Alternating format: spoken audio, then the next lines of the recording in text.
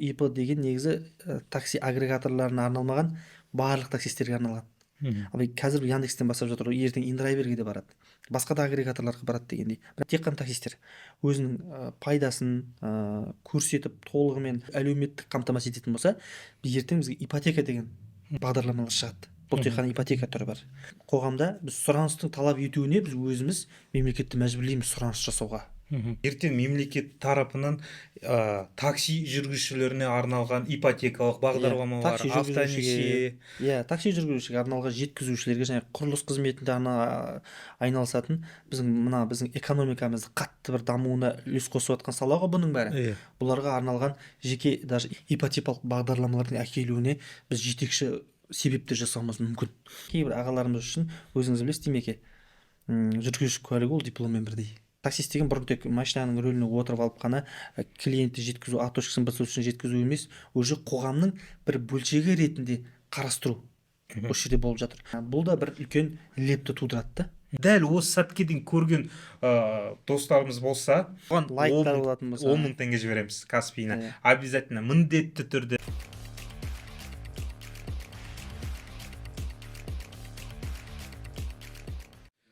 Ассалаумағалейкум достар, Демжан Карменов арнасына қош келдіңіздер. Бүгін бізде керемет подкаст, және де осы подкастқа жиі келетін қонағымыз достар. Әрдайым көріп отыратын көрермендерім ол кісімен таныс, жәнеден қосылып жатқан көрермендер болса, такси саласының эксперті, Яндекс такси серіктесі, таксопарк директоры, кәсіпкер Мейірбек. Ассалаумағалейкум, қош келдің. Бүгін енді жалпы Яндекс таксидегі таксистерді толғандыратын сұрақтар бойынша сұхбат жүргіземіз. Ал енді тағы да қош келдің. Уағалейкум ассалам Демеке, қош болдық барлығына.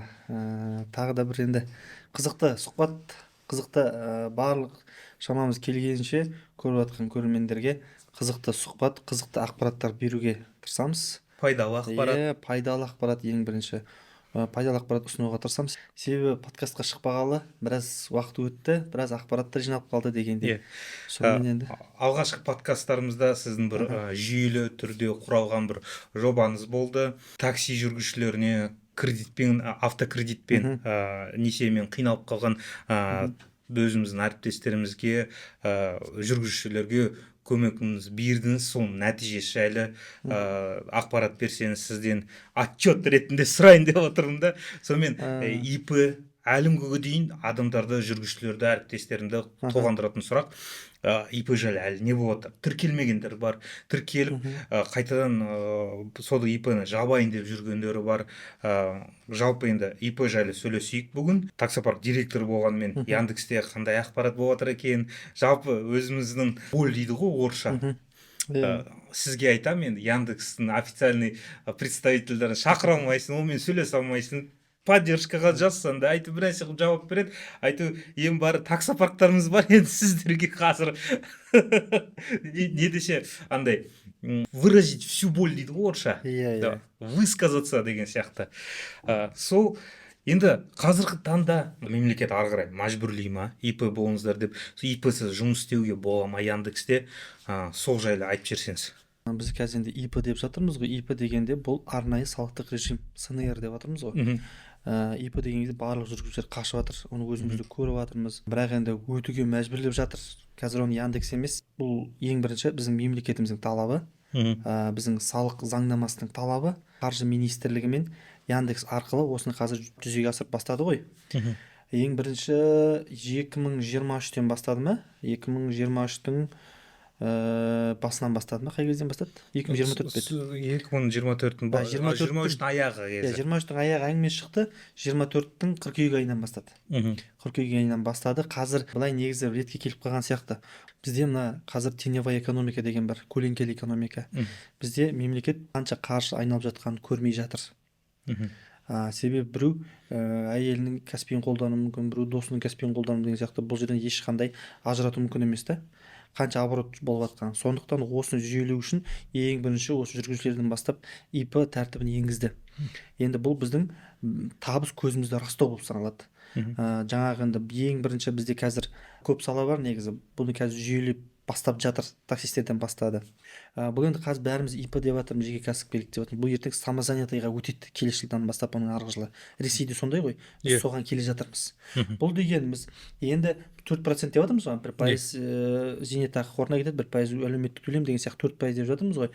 Көп жүргізушілердің түсінбейтіні, бізде мысалы 4% расход ретінде көріп жатыр ше. Ол 4% расход емес қой.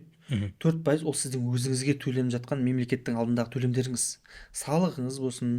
Қазір поликлиникаға барсаңыз да қаралып алмайсыз, себебі сақтандырылмағансыз.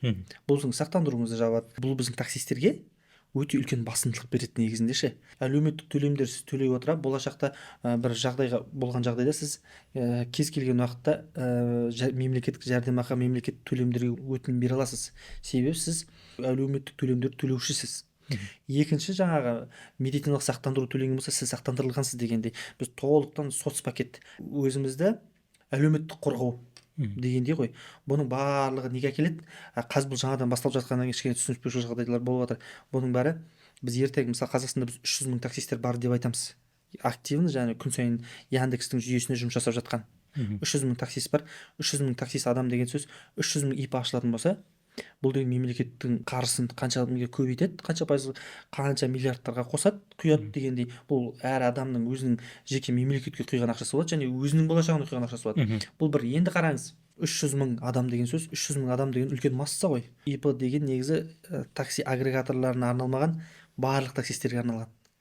Қазір Яндекстен бастап жатыр, ертең индрайверге де барады, басқа да агрегаторларға барады дегендей. Бірақ енді осы екеуі ғой бізге Қазақстан активны. Біздің болашақта барлығы осылай өзінің пайдасын көрсетіп әлеуметтік қамтамасыз ететін болса, біз ертең бізге ипотека деген, таксистерге ипотека дегенде бағдарламалар шығады. Бұл тек қана ипотека түрі бар. Сол сияқты үлкен қоғамда біз сұраныстың талап етуіне біз өзіміз мемлекетті мәжбүрлейміз сұраныс жасауға. Және де бізге деген уже таксистерге деген профессиональный қарым-қатынас, көзқарас қалыптаса бастайды. Бұл біздің алдыңғы біздің жорамалымыз. Себебі қазір осыған келе жатыр барлығы. Қазіргі таңда мысалы таксисті ойбай, мысалы Яндексқа тіркелдім, онлайн машинаға отырдым, кеттім, бастым. Ал енді қазір сіз айтпақшы болғаныңыз, такси деген кәдімгі бір профессия, кәдімгі бір кәсіп, мамандық. Ол кәсіп. Ертең мемлекет тарапынан такси жүргізушілеріне арналған ипотекалық бағдарламалар, автонесие.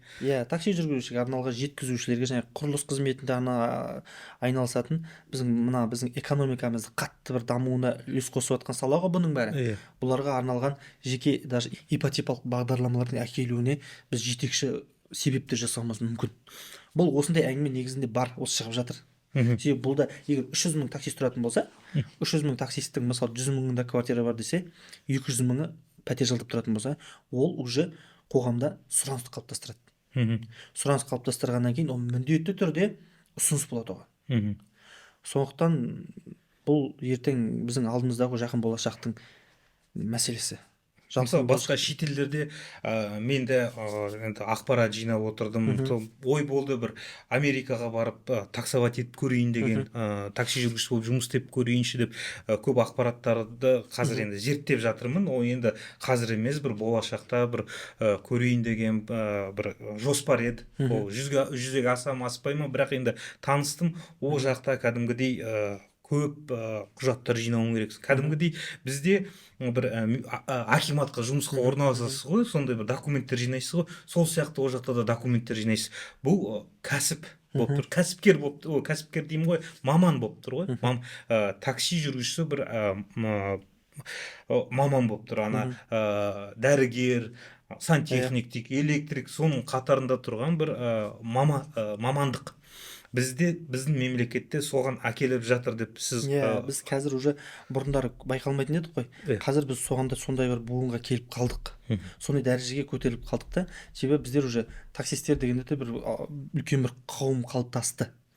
Бұның өзі, бұл жерде де енді бұл мамандық болады. Мамандық болмаса да енді кейбір адамдар үшін, кейбір ағаларымыз үшін, өзіңіз білесіз, демеке, жүргізуші куәлігі ол дипломмен бірдей. сол жүргізушілік куәлігімен мынаны тауып келді осы кезге дейін деген сияқты ғой. Бұның өзі таксидің өзі мамандық, және ол жерде де карьерный рост деген сияқты мәселелер болуы мүмкін болашақта. Бірақ енді қазір біз соған келе жатырмыз. Бұл біздің заманауи заманның талабына қарай біздің өзгеруіміз да. Таксист деген бұрын тек машинаның рөліне отырып алып қана клиентті жеткізу, точкасын бір точкасына жеткізу емес, уже қоғамның бір бөлшегі ретінде қарастыру осы жерде болып жатыр. Сондықтан бұл да бір үлкен лепті тудырады да. Мен мысалы көп әріптестерім такси жүргізушілерінде ойбай мемлекет қысып жатыр, енді біз салық төлеу керекпіз, біздің қалтамызға кірді деген бір ой бар. Кейбіреулер бөлінгендер бар, жақсы болды ғой, ертең менің табысым көрсетіліп жатыр, ертең автонесие алайын деп не деп екіге бөлініп жатыр да. Енді жалпы жаңағы сіз айтқандай ипотекалық бағдарламаға қарастырса мемлекет жағынан тарапынан осындай болашақта болса өте жақсы деп мен ойлаймын. Ол жақсы деп. И мына кісілер қалтамызға түсіп жатыр деген кісілер кішкене ойын өзгертіп, наверное, ары қарай жұмысын істей бастайды. Бұл жерде мынандай мәселе бар. Енді біздер, мен өзім таксистердің жанашыры ретінде депутаттарға осыны ұсыныс тастаймыз жақында. Мен не үшін бұны айтып отырмын? Себебі бұның бәрі жаңағы сіз айтып отқан әңгіменің ажиотаждығына келді да. Біздер осы нәрсенің біз плюсын түсінуіміз керек. Біздер келдік водительдердің бәрін қыстық, үйтіңдер, үйтпесеңдер жұмыс істемейсіңдер, ИП-ға бәрін өтіңдер деп. Жоқ, ИП-ға өткенінде мына жағымыз көрсетуіміз керек қой. Себебі адам сознательно соған келу керек та. И егер біздер осы өзіміздің ұсынысымызды депутаттарға берсек, олар ары қарай огласить етсе, мемлекеттік программа деген ол уже парламенттен өтсе ары қарай 5-ақ минуттың мәселесі да. Себебі бұл да жаңағы дәрігерлерге үй беріледі деп айтады ғой, мемлекеттік қызметкерлерге үй беріледі, олардың ипотекасы деген сияқты да сондай дәрежеде тұру керек. Себебі қазір бізде тек қана ол жерде таксистер деп бөлінбейді, мүмкін жүргізушілер деп мүмкін бөлінетін шығар.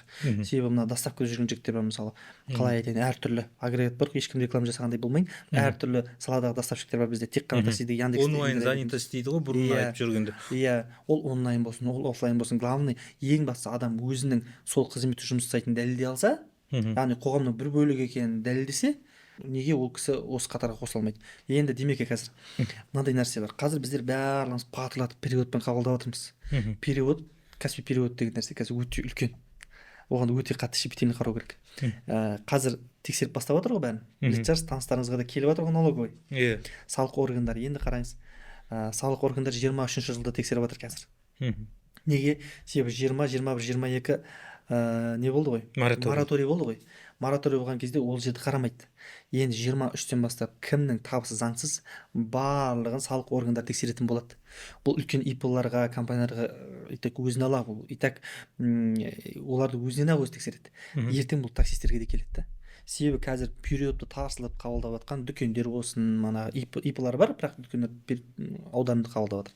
Бұл таксистерге де себебі қатысты, өте үлкен қатысы бар. Себебі ертең біздер күніге мысалы жоқ деген 15-20 заказ жасайтын болсақ, 20 период бар, соны ертең түсіндіруіміз керек болады. ИП-міз жоқ. Біз бүгінгі күнмен не қылып жатырмыз, бірақ ертеңгі бізге бұның сұрауы міндетті түрде болады. Сондықтан мен әрине таксистердің жанашыры ретінде осы периодты қабылдамауға, немесе қалай айтайын, наличный қолма-қол ақшаға көшуге, ең бірінші. Оның қайсы болатын болса, басқа да бір механизмдарын көруге. Болмаса, нағыз мен күнімді осы таксимен табамын десе, онда міндетті түрде жеке кәсіпкерлікке өтуге керек. ИП ашу керек. Шот жабық не дегенге қарамайды ғой. Тағы бір сұрақ. Қараңыз, енді ИП-ға қазір көп уақыт өтті ғой. ИП-ға ауысып жатыр. Кімнің жұмысы тек қана такси көзінен болса, осы басқа да қосымша табысы көзі болмаса, осы Яндекс таксиде жұмыс істеп жүрген адам болса, басқа табыс болмаса, олар баяғыдан қазірдан бастап кеп тіркеліп жатыр. Ал кімдер мысалы ТО-да жұмыс істейтін, мысалы бір маман болып бір фирмада, басқа да мемлекеттік қызметкер болсын, кешке жақын шығып бір 2-3 сағат Яндекс таксиде таксовать ететін әріптестеріміз бар, подработчик әріптестеріміз бар. Олар қайтеді? Өте орынды әңгіме демек. Енді қараңыз, бұл енді шайпыл дейді, бензинпыл дейді ғой енді жігіттердің арасында. Енді қараңыз, егер ол кісі нақты бір жерден ресми жұмыс жасайтын болса, ол жақтан пенсионка не бәрі түсіп жатыр да, барлық әлеуметтік төлемдер түсіп отыратын болса, ол кісіден проблема жоқ. Ол кісі қосымша таксовка жасап ақшасын жасай алады. Егер ол кісі ТО-да немесе ИП-да бейресми жұмыс жасайтын болса, Мгм. көрінбейді оны қайдан тауып жатқанын. Мгм. Ол кезде ол өту керек. Енді қараңыз, қазір мынадай сұрақтар туындап отыр. Мен мысалы официально жұмыс істеймін, Мгм. бірақ маған да ипаш деп жатыр дейді да. Мгм. Себебі өзінің Яндекстің қазір қойып қойған бір заказдары бар, сол заказдан артық орындасаң уже мана приоритеттен азайтып жатыр. Приоритет деген ол кәдімгідей просто приоритет деген өзіңіз білесіз, демек көз алдымызда тұрған цифр ғой ол. Иә. Приоритет өзгергенмен активность өзгермейді бәрібір. Иә. Бәрібір түсіп жатқан сол заказ да. Енді кейбіреулер айтып жатыр, заказ азайып қалды деп. Мүмкін енді ол неге қарайтын шығар заказдарына, Яндекстің ішіндегі өзінің ол енді қосымша құпия ақпараты да, оны біз де білмейміз оны. Бұл жерде қазір айттым ғой жаңа, Яндекс салық агенттігі рөлін алды деп. Мгм. Салық органдарымен бірге жұмыс жасап жатыр деп. Мгм. Бұл жерде енді официально жұмыс жасайтын адамның, ресми жұмыс жасайтын адамның данныйлары көрмей жатқан болуы мүмкін да. Мгм. Себебі мына жақтағы нағыз таксисттер полностью 100% ИП-ға өтпейінше мына жақтағы ақпарат көрмейтін болуы мүмкін. Сондықтан да официально жұмыс бар адамды да қысып жатыр қазір. Мгм. Түсіндіре алдым ба? Иә. Яндекс қысып жатыр. Яндекс қысып жатыр, түсіріп жатыр, заказ бермей жатыр. Иә, жоқ, негізі ол кісінің өзі официально жұмысы бар, өзінің табысын көрсетіп отыр, салықтарын төлеп отыр деген сияқты ше. Ол адамға Яндекс манағыдай түсіріп жатыр да. Бірақ бұл жерде сұрақ туындап жатыр ғой, мен официально жұмыс жасаймын, бірақ мені де қысып жатыр деп. Бұл уақытша.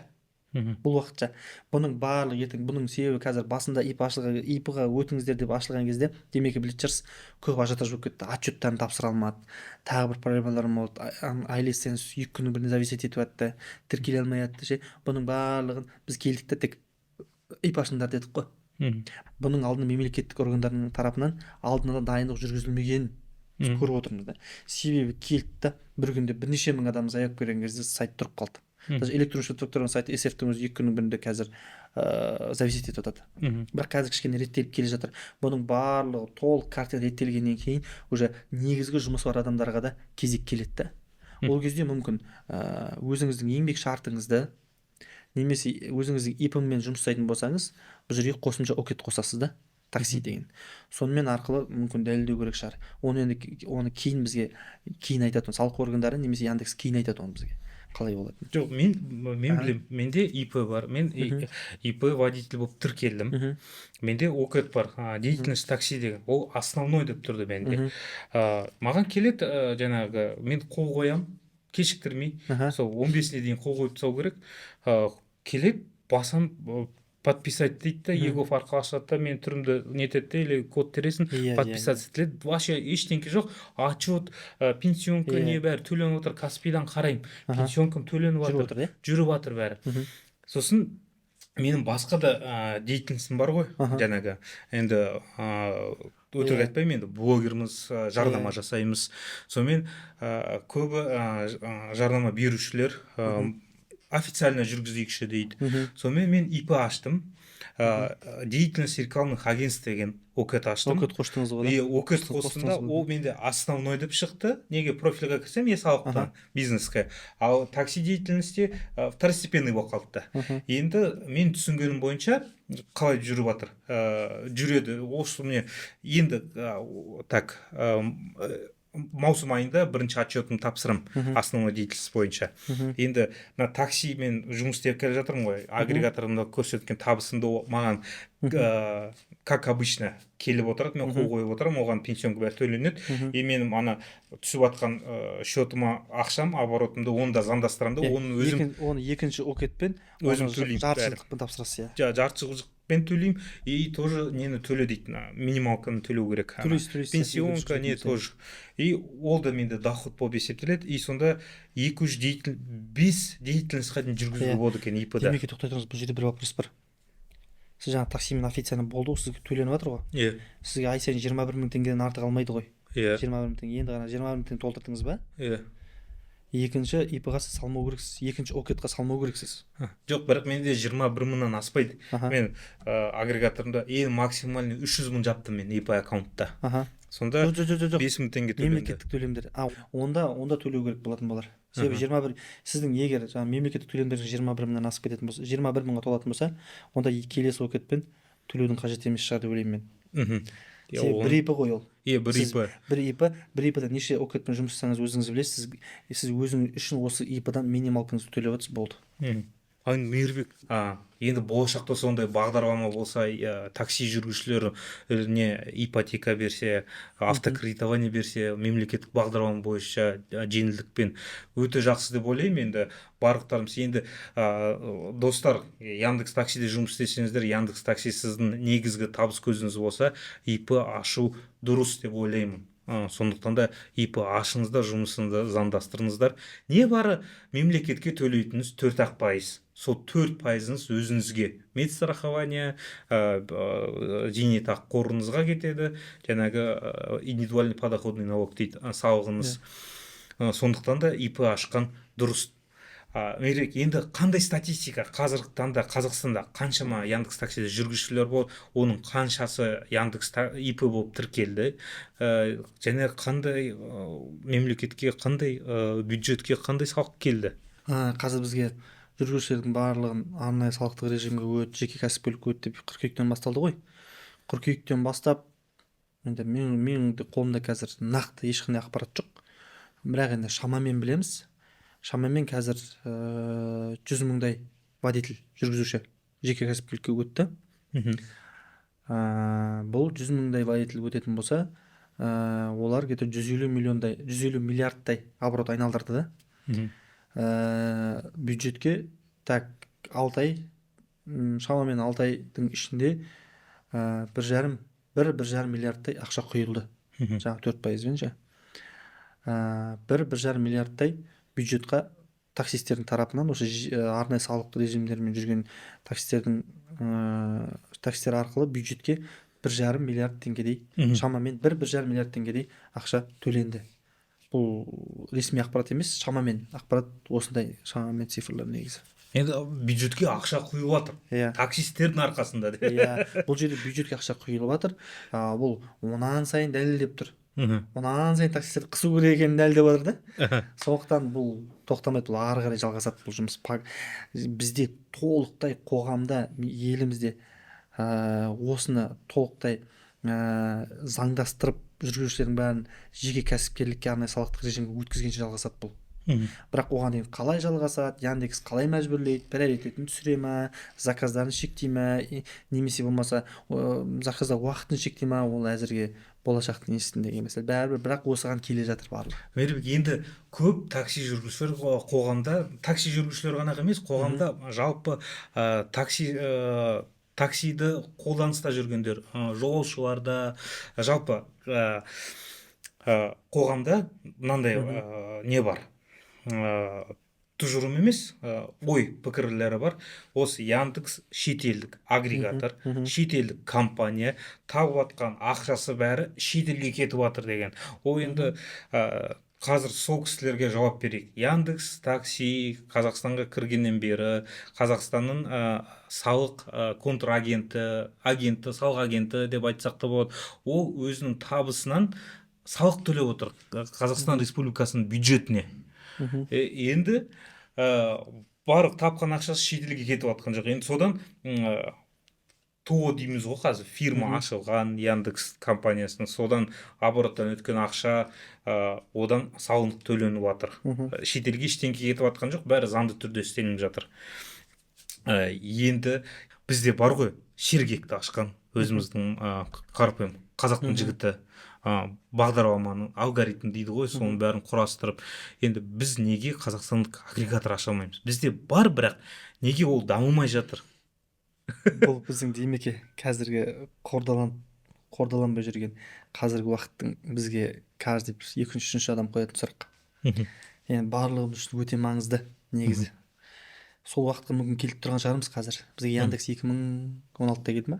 Сондай да келді. 2014-те келді Индрайвер. Қаптап кетті рекламалар, біз билбордтар ілініп. 2016-да келді.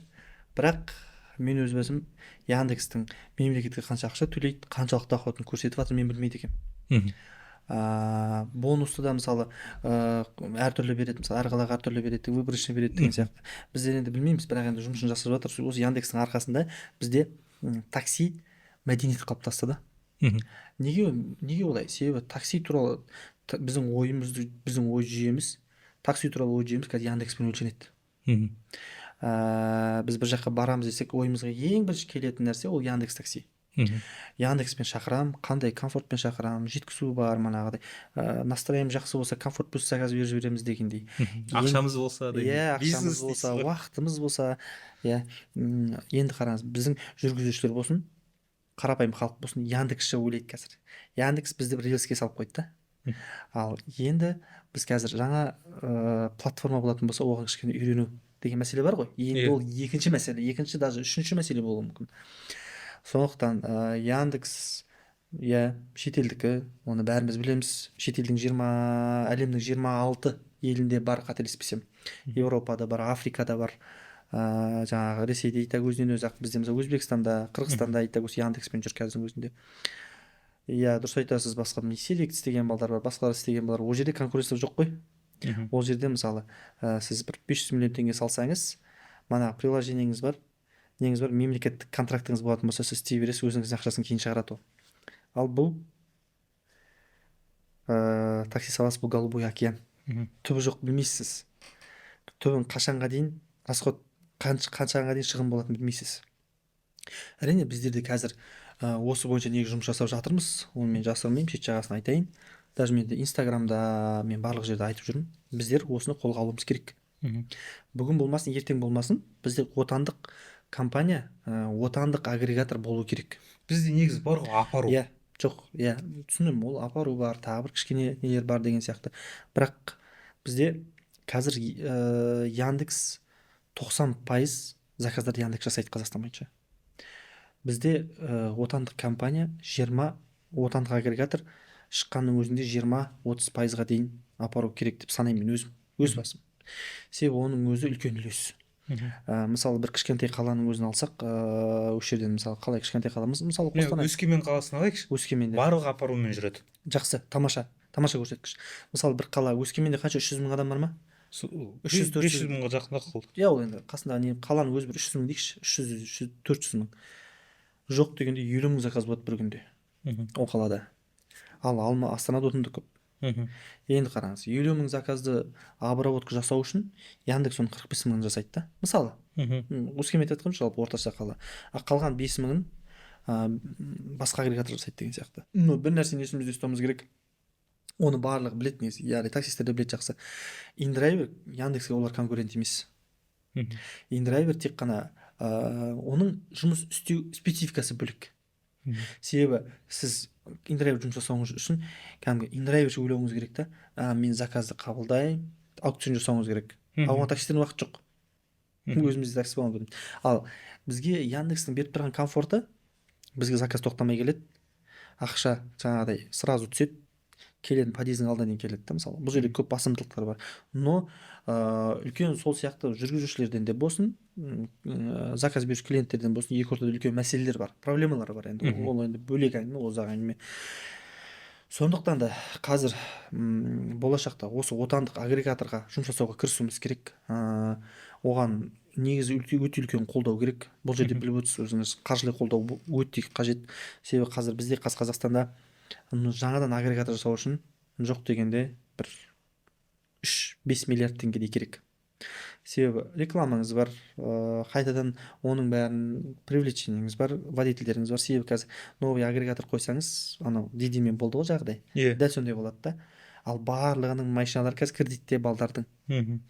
Оның бәрі ертең сізге Қазақстанске келіп жүрмейді ғой. Ана жақтан күніге 30 мың, 40 мың бонус беріп жатыр ма, сол жаққа кетеді барлығы. Оларды ұстау мәселесі бар. Бұл жерде бір ортақ комьюнити болу керек. Қауымдастық сияқты. Сондай арқылы біздер бірігіп, ұйымшылдық керек қой. Бірігіп, мысалы, мен өзім осындай жасау қазір бірнеше адамдармен келісіп жатырмыз, сөйлесіп жатырмыз. Біздер әлі сол жолды бастаймыз деп жатқан адамдардың біріміз ше. Бұл жерде өте үлкен мәселелер бар, соларды шешу керек әуелі. Өте қолдау керек, мемлекеттен қолдау берілмейтінін ол түсінікті айдан анық. Бұл жерге үлкен кәсіпкерлер кіру керек. Сондықтан кіру керек, және осымен жаңағыдай не болу керек та, осы нәрсемен кәсіпкер болғанда жай кәсіпкерлер емес, именно осы нәрсеге жаны ашитын, осы нәрсені жүргенін қалайтын кәсіпкерлер керек та. Мен бар ғой ойым, отандық агрегатор ашсақ, отанда ашпау керек, Қазақстанда ашпау керек. Шетелде жоқ, енді бір ақшасы бар бір осындай бір компания, такси компаниясын дамытайын, әлемге көрсетейін деп басқа бір мемлекетті ашып, оны дамытып, мировой уровеньға жеткізген кезде Қазақстанға спокойно кіреді, өз отаныма барып жұмыс жасайық деп Қазақстанға кіреді сосын. Ол да енді былай қалжың ретінде қалыптастыруға болады, бірақ енді шын айтына келгенде солай. Себебі біздер қазір кез келген уақытта бастап кету оңай емес. Үлкен бірінші қаржы мәселесі бар, одан кейін ұйымдастыру мәселесі бар дегендей. Жалпы бізде өз такси сферасының өзінде проблема көп қой. Бұл агрегаторға байланысты емес, жалпы мысалы жеткізуде де болсын, таксида болсын көп проблемалар бар. Енді қазір парламентте заң қарастырылып жатыр. Осы такси мен қалааралық маршрутты қауымдастыққа, арнайы қауымдастыққа беру, басқаруға. Себебі бізде қазір такси саласы министрлікке, транспорт министрлігіне қарайды ғой. Транспорт министрден алып қоғамдық бір қауымдастыққа беру деген мәселе қарастырылып жатыр. Бұны қолдайтындар да бар, қарсы шығатындар да бар. Кейбіреулер мысалы мен негізі қарсы шығамын. Тоқтай тұрыңыз. Бұл жерде айтады, министрлікте қалсын, ол мемлекеттік бақылаушы орган ретінде бақылап отырады дейді. Екінші тарап айтады, жоқ, біз қауымдастыққа берейік. Қауымдастыққа берсек, ол жерде еркін конкуренция пайда болады. Адамдар ортақ, мысалы, ол жерде ойын еркін айта алады. Таксистер болсын, таксопарктың өкілдері болсын, сөйтіп өзара бір алаң ұйымдастыруға болады. Ал біздер қазір транспорт министрлігінеміз, бізге бір сызып берген рельс бар, сонымен жүреміз дейді. Бұл жерде екі түрлі көзқарас, және бұның екі тарапты да қолдайтын адамдар бар. Мысалы, қолдайтын адамдар бар да. Біреу былай, бұл енді әзірге парламенттің қарауында әлі ешнәрсе шешілген жоқ. Бұл да алдыңғы 1-2 жылда бойынша қарастырылып шешімі шығатын мәселе. Бұның барлығын негізі осы таксидің проблемасын жинап шешуіміз керек қой. Агрегаторда соған келіп тіреледі. Осы проблема бізде мысалы кейбір заңдарымыз дұрыс емес, мысалы кейбір дұрыс емес деп айта алмаймыз. Әрине ол шыққан заңдар ғой, бірақ бізге сәйкес келмейді дегендей нәрселер бар да. Сондықтан да ал егер біздер давай бірге жасайық, біз қолдау береміз деп отқан адамдар болатын болса, ол таксистер өзіміздің балдардан басылады барлығы ше. Қолдау көрсетемін дегендер болатын болса, біз әрдайым құшағымызды асып осы жолды бастауға, бірге істеуге әрдайым дайынбыз. Жаңағыда айттым, біздің өзімізде үлкен бір адамдармен келісімдеріміз бар, арадағы сөйлесіп талқыланып жатқан мәселелер бар, бір нақты бір шешіміне келмегенше, сондай бір қазақстандық агрегатор жасап бастап кеттік десем қателеспеймін негізінде. Бірақ оны енгізу, оны запускать етудің өзі көп күшті талап етеді да. Бұл үшін біздер бірігуіміз керек. Біздер уже қазақстандық агрегатор келетін болсақ, ол 10%, примерно 7-8% болады да.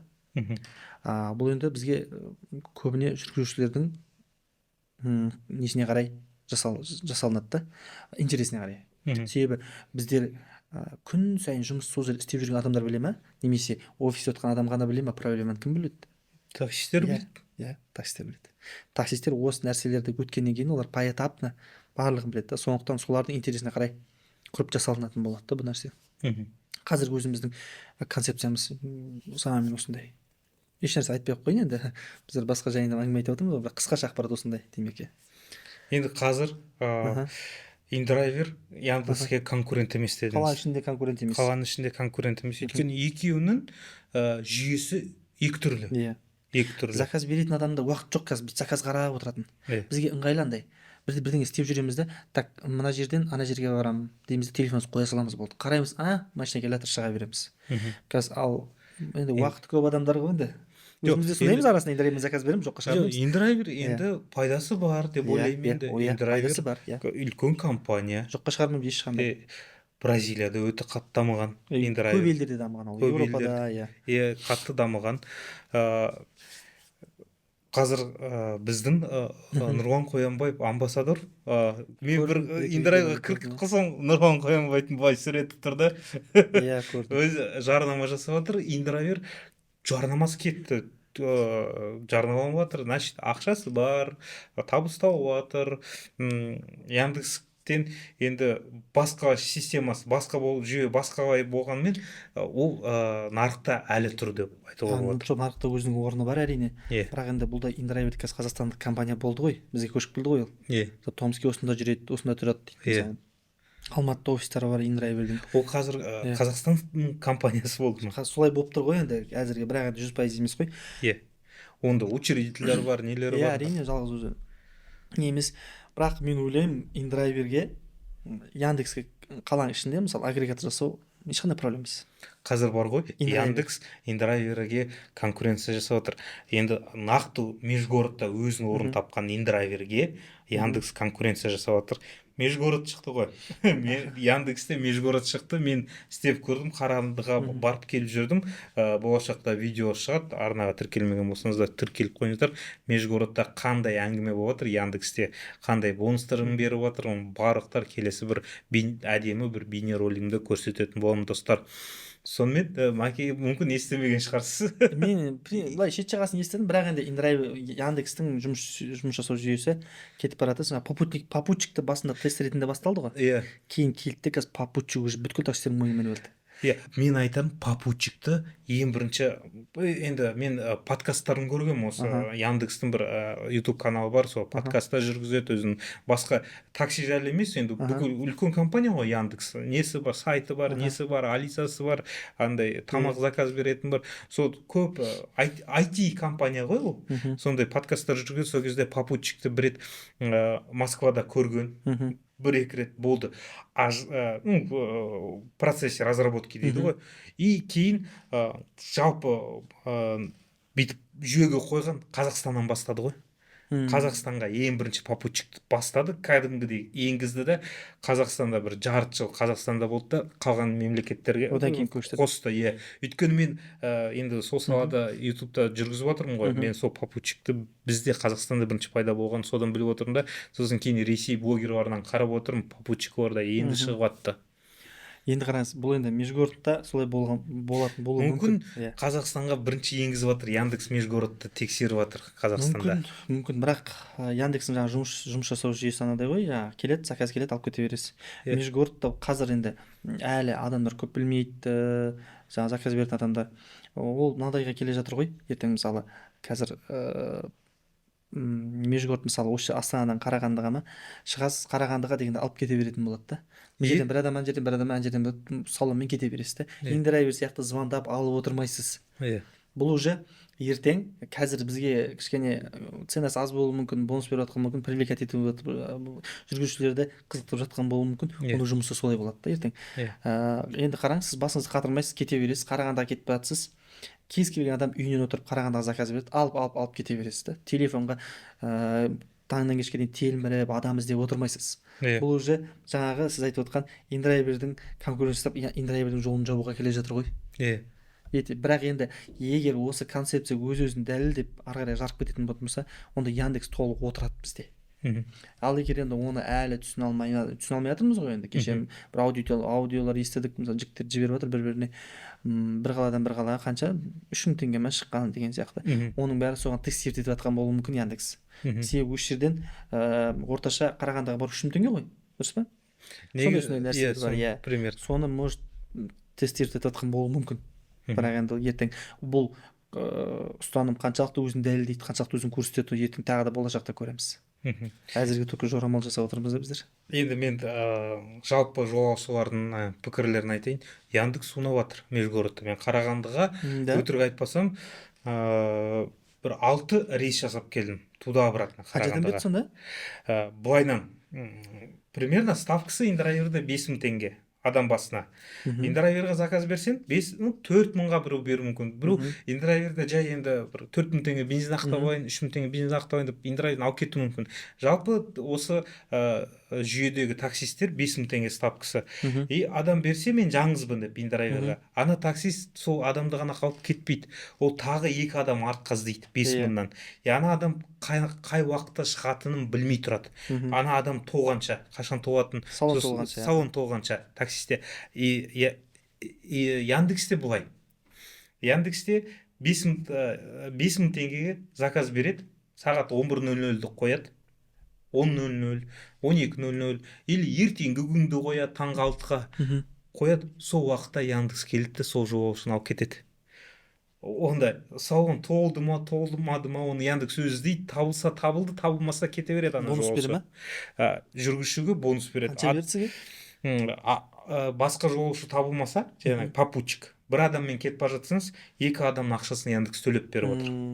Ол бұл бағаны Яндекс бере ме сонда? бағаны Ортадағы бағаны да? ортадағы бағаны Яндекс береді, жетпей қалған. Жоқ, мысалы клиенттің төлейтін ақшасын Яндекс шешеді ғой, қанша төлейтінді. Иә, клиентке былай, ставкасы 5.000 теңге. Қарағанды, Астана, екі ортаға. Клиентке алғашқы тапсырысқа 75% скидка. Сол кезде 75%-ын 1.500 теңге ма? 2500 теңге ма, сондай. 2550% скидка, сондаймен кетеді. Сол 5000-ға соны толтырып береді. Адам табылмаса, соны жауып береді Яндекс. Сосын екінші, үшінші пайызға ғана скидкада, төртінші пайызға уже толық 5000 теңге. Уже мен сондай жолаушыларды уже 5-6 рет жүріп салған жолаушылар бар, и уже олар 5000 теңге төлеп отыр. Ал бірінші рет жүріп жатқандар 2,5 теңге төлеп отыр, оның еще 2,5-ын Яндекс жауып береді. И адам табылмаса, оны да жауып береді. Бәрін жауап беріп отыр. Ертең осы ретке қоймақшы ғой. 5.000 теңгеге Яндекс түсті, қай уақытта алғың келеді, кеттің. Қаспермен мені 6 жылдан кейін, мысалы, кешкі сағат 11-де деп заказ беретіндердің бәрін жинайды да, салон толтырып беріп отырады ғой Яндекс адамдарға. Уже таксистерге ше. Бұл енді индрайверді полный қысады дейсіз ғой болашақта. Соған әкеле жатыр. Соған әкеле жатыр. Ал енді Мейірбек, сіздің жүйеңіз әлі жұмыс істеп келе жатыр ма? Автонесие алған кісілердің несиелерін жабылмай алмай жатқан тұлғалар сізге хабарласқандар бар ма? Жалпы жаңағы басын айтып кеткендей, сізден есеп алғым келіп тұр. Ал енді айтыңыз есебіңізді. Баяғыда бір видео шығарған едік, достар. Мейірбек кәсіпкер, автокредитіңізді төлей алмасаңыз төлеп береді деген видеомыз бар. Сол қанша жандар сізге хабарласты, қанша жандарға көмектестіңіздер? Жалпы ол жүйе әлі жұмыс істеп келе жатыр ма? Не болып жатыр? Бұл енді басында мен Мұратқа хабарластым ғой. Мен Мұратқа осы әңгімені айтқанда Мұратқа сразу ұнады ғой. Мұрат айтты да, маған да сондай адамдар келді, осыдан шығатын қандай выход бар деп келіп жатыр деді. Мен айттым, онда давай біздер ұсыныс жасайық деп. Содан шықтық қой, енді подкастқа шықтық. Ең қызығын айтайын, одан кейін мен көрсеттім ғой звоноктарды. Телефон қойдық, WhatsApp-пен шықты. Уже жоқ, видео шыққаннан бір 4-5 сағаттан келді ғой. Сообщениелер келді, звондады, көп ұсыныстар келді. Біздерде мынадай жіктер бар екен, жіктер көріп өтсе өздері біледі ғой енді. 10 машинадан 11 машинадан алып тастаған балалар бар екен да. Кейін 3-4 машина тапқа түскен кезде минусқа кетіп бара жатыр ғой. Ана машинаның бәрін беріп бастап жатыр екен да. Енді сондай жігіттер шықты көп. Мен қазір Құдайға шүкір алдық, бірнеше машиналар, 10-нан аса машиналар алдық, жұмыс жасап жатырмыз, кредиттер жабылып жатыр. Және өзім мен тегін кеңес беріп жатырмын да. Сонда машина алған, сотқа әкетіп қалған, даже банк әкетейін деп тұрған нәрселердің жіктердің барлығына тегін консультация беріп жатырмын. Инстаграмда болсын, ТикТокта болсын. ТикТокқа сағат кіре бермеймін енді, бірақ астында көрсетілген WhatsApp нөмірі бойынша мен барлығына кеңес беріп жатырмын. Негізі өте көп, негізі өте проблемный мәселе бұл. Себебі автокөліктегі несие деген адамның нәзік жеріне, несие деген жалпы бәріміздің нәзік жерімізге тиетін нәрсе ғой ол. Бұл енді оң тараптан келіп шешімін таппаса өте соңы асқынатын мәселе да. Себебі төлей алмайсыз, ертең соттан қағаз келеді, анау-мынау. Біздің бұл жерде банктер болсын, жеке сот орындаушылар болатын болсын. Кеше даже мына сот орындаушыларға байланысты заң шығып жатыр ғой. Біздің заң білмейтінімізді пайдаланады да барлығы. ТикТоктан бір видео хит болды осы күзде ма, естеріңізде ба? Бір жігіттің машинасын қинап ана жерде әкетіп жатқан. Ана жігіт бермеймін дейді, ана бер дейді да, әкетеміз, бермесең тода сода дейді. Ол полностью толық заңсыздық ол. Ондай жерде бірден 102-ге звондау керек болды. 102-ге звондап машинаның үгін жасап жатыр дейсіз болды. Сол кезде келеді, 102-ге келеді, аналарға уже олар өздері ақ содан кейін кетеді. Ол банктың жіберіп жатқан адамдары ғой, негізінде ол толық заңсыздық. Себебі мүліксіздікі, сізбен қарым-қатынас, ол азаматтық қарым-қатынас, оны банк шешу керек. Оны бөтен үшінші адам кіре салмайды да. Ал сөйтіп қанша адамның машинасын әкетіп қалған. Даже менің өзі көп адамдар хабарласты маған, машинасын жігіттер көрсе біледі, тағы да айтайын. Өздері кім жайында, өздері жайында айтып отқанымызды, кім жайында айтып отқанымды өздері біледі. Казино қойып жіберген балалар хабарласты. Машиналарын залға қойып жіберген, банк әкетіп қалған. Тағы немене біреуге әперген машинаны, біреуге әперген дос баласына өзінің әйелінің атына берген дос баласы мысалы. Сөйтіп ана бала жоқ, потерялся, короче. Машинада жоқ, өзде жоқ. Сондай көп мәселелер жиналды. Содан біз шамамыз келгенше кеңес бердік. Біз өзіміз 24 сағат кеңес беруге дайынбыз, себебі барлығымызға кредит деген нәрсе, біз осы нәрсе қазір біздің заманымыздың проблемасына, нағыз өзекті мәселесіне айналып бара жатыр. Қазір кішкене бөліп жетсем бола ма? Өйткені көп көрермендер қазір түсінбей қалады ана подкастты көрмеген. Жалпы былай, достар, мысалы сіз кредитке көлік аласыз, таксовать етем, кредитін жабам деп ойлайсыз, жарты жыл өтеді, 3 ай өтеді, 1 жыл өтеді, кредит 5, 6, 7 жылға алып қойсаңыз, 4 жылға алып қойсаңыз, кейін бір таксовать ете алмай қаласыз, или кредиттің ақшасын шығара алмай қаласыз, машина банкте, залогта тұр, сіз оның несиесін төлеп отырсыз да, и сол несиені төлей алмай қаласыз. И ары қарай не істеріңізді білмей, не істеуге болады? Біреуге берейін десе, ай сайын кредит келіп жатыр, ақшасын шығара алмай жатырсыз, 3 айдан асып кетсе машинаңыз қалып кетеді. Осындай жандарға Мейірбек көмектеседі. Кредитін төлеп береді, оның өзінің жолдары бар, жүйесі бар, көп хейттер бар, жазды. Хейттер жетеді. Сіз андай пайда көріп жатсыз. Енді жоқ, мен өз көзім жетті, Мейірбек қатты көмектесіп жатыр. Мысалға бір өзіңіз қабылдаған кредитін төлей алмай жатқан бір мысалға келтіріп берсеңіз, айлығы осыншама шығып жатыр, кредитін төлеп отырмыз, машина жұмыс істеп жатыр, ана кісі риза, бір есебін берсеңіз, конкретно цифрлармен. Мысалы біздер Hyundai Elantra алдық, жаңа есік алып тұрғанша. Соны біздер осы жылы емес, жақынарда кредитін толық жапсақ па деп жатырмыз. Себебі машинаның өзі жақсы, машинаның иелері де жақсы, біз қарым-қатынастамыз. Себебі енді бізде алатын кезде қараймыз да, бізге ол кісі қандай кредит ай сайын, соны неше ай төлей алмай қалай хабарласты сізге? Машинаның кредитін 4 ай төлей алмай қалған. Бұл бірінші. Екінші, бұлар ол кісілер отсрочка алған. Отсрочка алған кезде 2 жылға кетіп қалған тағы да алға қарай. Негізі 7 жылға алынған кредит 1 жыл төленген 6 жыл қалды ма? Содан 6 ай төлей алмайды да, отсрочка алады, 8 жыл өтіп кеткен. Машина кредитке 8 жыл кредиті бар. Айына қанша? Айына 220 бір нәрсе, 227 мың ба? 227 мың. Шамамен сондай, мен дәл есімде жоқ қазір. 230 деп айтайықшы, 230 мың. Соны біздер алдық, бір қазір 2 миллион теңге салдық. Заранее погашение кетті, уақыт күтеміз. Біраздан 3-4 айдан кейін біз оны машинаны төлеп шығарып алсақ па деп жатырмыз. Сол сияқты Кобальттар бар, Nexia алып жатырмыз, Chevrolet Nexia алғандарымыз болды.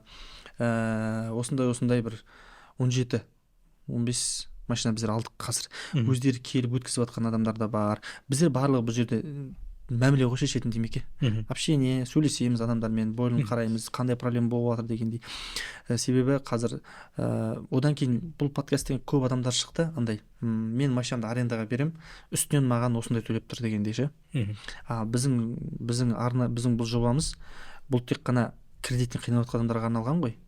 Мен бұны полностью патенттедім да. Толық интеллектуалды құқық маған тиесілі. Себебі осы жүйені полностью мен кәдімгі барлық детально жасап шықтым ше. Сондықтан кейбіреулер осылай дейді, біз тек қана сондай мұқтаж адамдармен ғана жұмыс жасаймыз. Машинаның полностью кредитін жабамыз. Машина жағдайына қарап, кейін машинаны сатып полностью выкупать етеміз, ол кісіге де біз ақша береміз. Ол тек қана машина ала салды деген сөз емес. Себебі машина ол инструмент. Инструментті жұмыс жасату адам тек қана соның жолын білетін адамға жұмыс жасата алады да, инструментті. Сондықтан әркім пақытқода әртүрлі. Енді TikTok'та да хит болып отыр ғой видео. Біздер машина кредитке алып, суткасына 30 мың теңге тауып, ай сайын 900 мың теңге табамыз деген жерден қателеспіз ғой деген видеолар жоқ. Вот, біздің енді үлкен қателігіміз сол. Себебі біз кредит алғаннан кейін ол менің машинам дейміз да. Біз таксовканы қоямыз, той пайда болады, там бір-екі жерге барамыз, әйеліміз бастық болады мысалы. Барлығында қатысы жоқ, жалпы қалдыр кредитін айтылып жатқан әңгіме. Садикке күн сайын баланы апарамыз, тағы бірдеңе. Сондай бір шығып қалады да, біз таксиге негізгі таксовкаға машина кредитін жабатын жұмысқа аз уақыт болып қаламыз да, содан просрочкалар басталады. Жақсы, ол болмай ақ қойсын, бір ДТП болатын болса, бір ай. Сіз соқпадыңыз, сізді біреу соқты. Машина жүрмей тұрады ғой, сіз оның кредитін төлейсіз. Содан уже енді машина істеп шығатын кезде машина кредитін төлеу керек болады. Сіз машина кредитін төлейсіз бе, әлде семьяңызды асырайсыз ба? Сөйткен кезде просрочка кетеді да. Сондықтан таксиге алған жігіттер көп хабарласты, біраз проблемаларын шешіп, қазір елдің пайдасына асып жатырмыз деп ойлаймыз. Сосын жаңағы бір қосқым келеді, кеш хабарласқандар бар. Неге ертерек көрмедік дегендей, машиндерін сот шешім бойынша алып кеткендер. 3 айдан астам, 6 айдан астам просрочкада жүре берген. не істерін білмеген, ай сайын ақшасын төлей алмаған, машинасын алып та банкқа алып кетіп кетті. Ал осындайды білсе, мысалы сізге келіп айтар еді, сіз просрочка қылмай ай сайын ақшасын төлеп, машинаны жұмыс істеткізіп, кредитін жауып беріп, ол кісінің историясы да, кредиттің историясы да жақсы болушы еді. И сіздермен келісіп ақылдасып, сіз бір жүйе қойып беріп, машинасын қабылдар едіңіздер. Мен ең бірінші ондай келген адамға сұраймын жағдайынша, Демеке. Қандай сізде жағдай? Қанша, ең бірінші сұрақтарымның бірі, қанша қалып банктығында қарызы?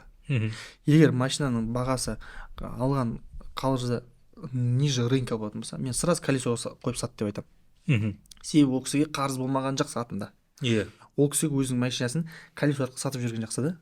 Немесе кез келген салонға барып қоя салса да болады. Өйткені мысалы баға 7 миллион ба нарықта, а оның кредиті 6,5 миллион қалып тұр. 6,5 миллион. 6,5 деңізші. 7 миллион десе де арзан. Себебі бұны қараңыз да, мынадай нәрсе, бұл өте тонкий нәрсе. Маған да хабарласқан адамның проблема шешілгені керек. Тек қана пайда көрмей емес, хейтерлерін айтқандары. Хейтерлер айта берсін. Енді ол әркімнің жүрегінде мәселе, бір құдайға хақ мәселе де.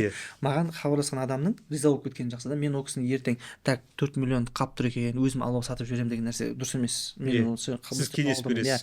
Мен қабылдаймын, қандай жағдайда Кобальттың мысалы қалып тұрған 8,5 миллион, 7,5 қалып тұрғандар бар мысалы. Сондай машинаны ғана алдым. Көріп отырғандар өздері біледі қазір. Енді қараңыз. Бұл жерде Кобальттың қазіргі бағасы 6,5 миллион болып қалды, 20-24-тер 6,5 болып қалды. Одан артық сата алмайсыз. Мысалы сіздің машинаңыздың состояниесі идеальный болып тұрса да ше. Сондықтан менің бірінші вопросым, қанша қарызы қалды? Осындай қалды десе, колесо қойып сатыңыз. Қалай сатам? Былай сатасыз. Колесоға қоясыз, жазасыз. Астында 6,5 миллион банкта қарызы бар. Наличный ғана адамға сатам. Жақсы, наличный адам айтуы мүмкін, мен 6 миллион 300-ім бар, 6 миллион 400-ім бар десе, жақсы 100-200-ің өзіңіз ақ қосыңыз.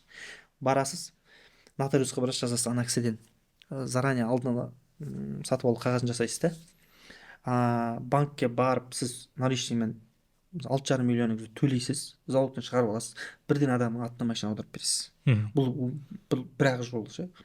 Ал егер ондай болмайтын болса, салондар да хабарласады. Егер де мысалы 6,5 миллион тұрады машина, Кобальт, бірақ қалғаны 7,5 миллион остаток. Ол ондай не істеу керек? Ондай жағдайда мен айтамын, қалтаңызда 1 миллион теңге бар ма?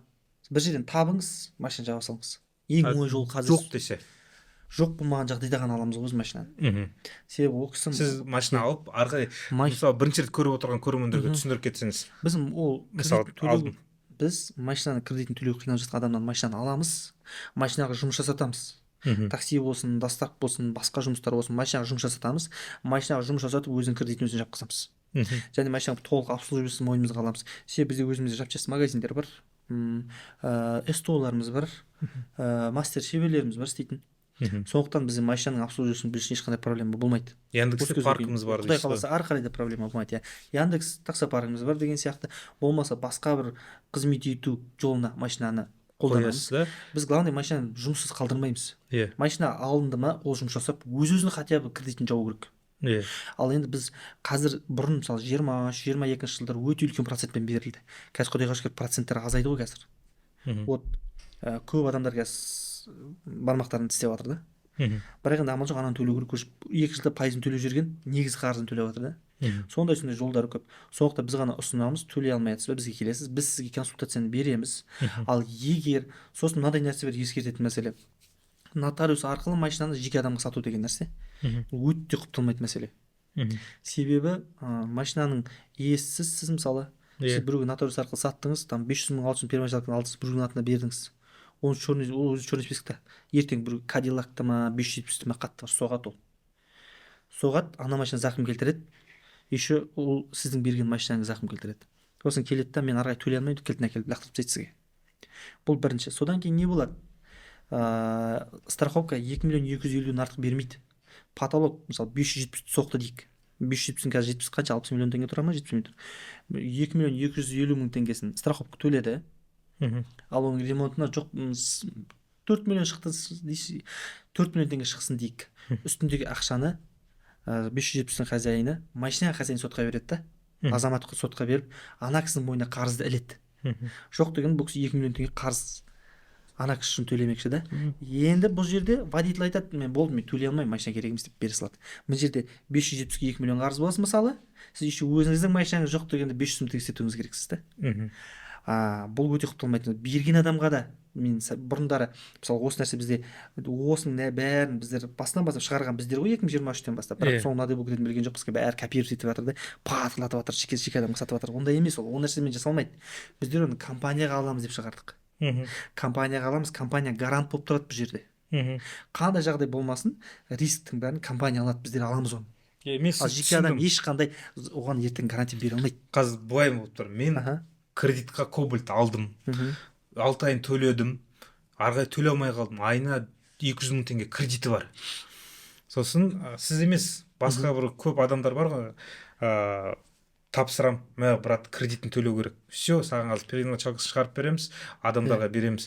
Сосын видеоға шығарып, міне Кобальт, суткасын осы төлейсіңдер, через нотариус, черный списокта банк бере алмай жатса, мынаны келіп алып кеттіңіздер деп айтасыз. Все, ана кісі да қуанады, мысалы Кобальтты берген, анау алып кетеді теуіп через нотариус, айтып 2 ай ма 3 ай ма күшті кредитін ай сайын төлеп отырады. Бірақ бір күн келді, анау Кобальтпен без восстановления ДТП-ға түсті. Дәл солай. Кетті, Кобальт шашылды, ол келді, ренжіме, арқарай төлей алмаймын, мен машинамды договор бұздық, мен атында кредит арқарай төлеу керек, машина жоқ. Енді қараңыз, бұны ешқандай сотта жасамайды. Себебі банк кредиттегі машинаны выкупқа беруге болмайды. Выкупқа жаңа арендаға беруге болмайды, оны бәрі біледі. Ал машина, сіз жақсы, мен мына машинаны выкупқа беріп едім, мынау алан деп сотқа бересіз 2 миллион теңге анаған. Сот банк шақырады, сосын банк келеді, айтады, жоқ, біз бұған онда полномочия берген жоқпыз дейді, банк айтады. Сөйтеді да, ана машинаның ақшасын кім төлейді? Машинаның иесі қалтасынан төлеу керек болады. Болмаса қарыз болады банкке. Немесе ана 570-ге қарыз болады да. Ал бұл негізінде біздер оны гарант арқылы жасаймыз компаниямен. Біз машинаны компанияға алып тұрмыз ғой, компанияның атынан береміз, выкупқа беретін болсақ. Сонда ана машинаға не болса да біз жауап береміз сіздің алдыңызда, басқадан емес. Бұның барлығында, ал қазір айтып жатқан әңгіменің бәрі далбаса. Оны істеп жүрген жігіттердің өздері де біледі негізі. Білмесе, даже заңгерлерден де кеңес алу керек. Мысалы, біздер осыны жасаған кезде барлығына кеңестік қой. Бірақ енді мен шауып келіп бірінші күні біздер былай жасаймыз деген жоқпыз. Бірақ енді әр адам әртүрлі. Мен мысалы черный списокта жүріп, маған бермейді кредит. Зато біреу кредитін төлей алмай жатыр, мен оныкін алып, маған жақсы, бірақ ары қарай мен күтіп теуіп берсем, ана кісі риза болады. Бірақ ертең мен соғып тастасам, ана кісі косякка кіреді, анау мен емес. Осындай проблема болды демек. Қараңыз, сіз машина алдыңыз, сөйтесіз да 1 миллион теңге ана кісіге бердіңіз. Кобальт алдыңыз дейікші, Кобальт алдыңыз, 1 миллион теңгесі хозяинына бердіңіз. Жақсы, хозяин айтты, кредитті маған жіберіп тұрмын, өзім төлеймін деді сізге. Болды, сіз ай сайын 200 мың теңгесін жібересіз. Сөйтіп осы сізге чегін жіберіп тұрады ай сайын. 200 мың теңге төленді деген. 6 айдан кейін сіз көшеде кетіп баратсыз, тоқтатады машинаны. Машина әкетті, жаңағыда келіп әкетіп қалады. Ас машина хозяин айтады, сол қақта десеңіз, мен білмеймін, мен уже мен договор сен манағыдай, мен договорды мен өсіп тастадым, болды дейді. Ешнәрсе істей алмайсың. Себебі банағы чекті ол отрисовщик арқылы жасай салуға болады да. Получается, сіз 1 миллион теңге бердіңіз, 5 ай 6 ай, ана кісі сіз жіберген 200 мың теңгені өзінің керегіне қолданды да. Сөйтті, ешнәрсе төлемеді.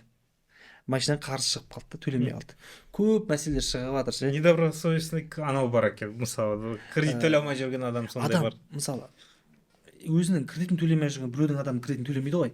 Ол барлығына қатысты емес. Жігіттер өздеріңіз саралап аласыздар. Өздеріңіз даже біздің қазір былай қарайық, айналамызда өзіміздің сондай мысалдар көп көреміз. Әсіресе мен әлеуметтік желіде мысал жетеді, мысалы.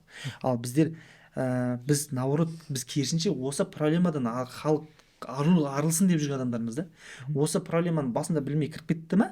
Біздер осы проблеманың шешімін тауып беруіміз керек. Керісінше ол адамды ары қарай проблемаға қадап қоюымыз керек емес та. Проблеманы жасау оңай, ал оны шешу қиын да.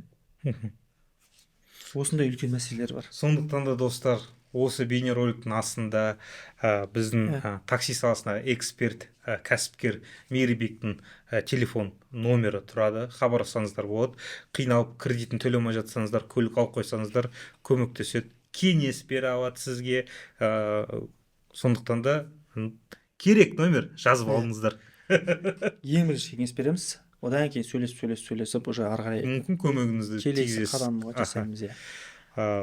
Осымен осындай подкаст болды. Достар, пікірлеріңізді қалтырыңыздар, аямай тарсылдатып лайктарыңызды басыңыздар. Мейірбек екеуміз әлі такси саласында эксперт болғанымен әлі кездесеміз, өйткені біз бір сөзбен айтсақ доспыз деп. Міне подкаст жазу Мейірбек уақыты жоқ, Алматыда жүреді, Астанаға келіп қалды, әрен-парен ұстап қуып, кеш сөйлесекші, ипа не болып жатыр деп осы подкастқа шақырдым. Дәл осы сәтке дейін көрген достарымыз болса, жақсылап отырып пікір қалдырып кетіңіздерші. Сол пікір Мейірбекке ұнаса, сізге 10 000 теңге Каспиіңізға жібереді. Обязательно Инстаграм страничкасының никнеймін жазып кетіңіздер өзіңіздің. И бір қандай тақырыпта пікір болсын? YouTube тақырыптың астында ма? Иә. Таксидегі проблемалар жазсын да. Таксидегі проблемаңызды жазыңыздар. И Инстаграмның никнеймін қалдырыңыздар Инстаграмдағы. И сол қай проблема ұнайды соған 10 000 теңге жібересіз ба? Жоқ, қай комменттің астында обсуждение көп, соған жіберемін. Себебі бұл ең өзекті мәселе деген сөз ғой. Иә. Сіздікі өзекті мәселе болып, сол комментарийде көп нелер болса, сұхбат жүріп кетсе, сол комментарийдің астына соған лайктар болатын болса 10 000 теңге жібереміз Каспиіне. Обязательно міндетті түрде Инстаграмға шығып, тікелей эфирде ма или видео рилс қылып шығарып, сторис шығарып, сол кісіні марапаттаймыз 10 000 теңгемен. Осы сәтке дейін көрген адамдар. Өйткені басында негізі көп статистика бойынша бір 5-10 минут қарайды да, сонымен нет кетеді. Ал бір нағыз 10-15% просмотрда осы аяғына дейін жетеді. Тизерге қою керек та демек. Негізінде мені біраз таксисттер таниды негізі демек. Осы подкасттан болсын, рилстар шығардық бізде, осы біздің жүргізуші балдар, таксист балдарға поддержка керек деп, қолдау керек деп, әзіл қалжыңы бар, шындығы бар, өздері біледі, мені таниды ғой сияқтан. Бұның барлығы енді сіздерге қолдау үшін жасалып жатқан мәселелер. Жігіттер барлығымыз бір болып, тек бірлігіміздің арқасында ғана біз үлкен жетістікке жетеміз. Хейтерлеріміз де бар, жоққа шығармаймыз. Енді ол біз сырттан қарағанда хейтер болғанмен әр адам әртүрлі әлем ғой, әркім өзінің ойын жазады, әлеуметтік желі ешқандай шектеу жоқ. Сондықтан кейін одан кейін сол барлықтарыңызға егер пайдалы ақпарат бере алсақ, сіздер үшін бір ақпаратымызбен немесе бір кеңесімізбен пайдалы болсақ, біздің мақсат орындалған осы деп білемін.